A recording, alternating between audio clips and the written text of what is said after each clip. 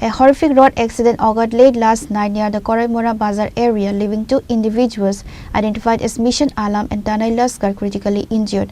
Upon receiving the alert, a team from the Bishalgarh Fire Service rushed to the scene to initiate rescue operations. The incident involved a violent head-on collision between a bicycle and a motorcycle. The impact was so severe that both Mission Alam and Tanay Laskar were thrown onto the road, covered in blood. Given the intensity of the crash, their condition was reported as critical at the scene. Fire service acted swiftly to rescue the victims and rushed them to the hospital for emergency treatment.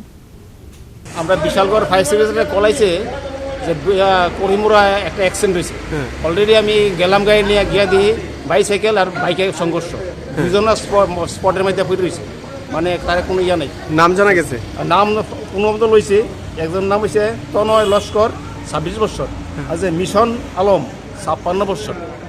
Mission Alam বাইসাইকেলে আসলো আর হে আসলো বাইকে। কেমন অবস্থা? Serious condition. Reported by Jivan from Bishalgarh, Chini Khora.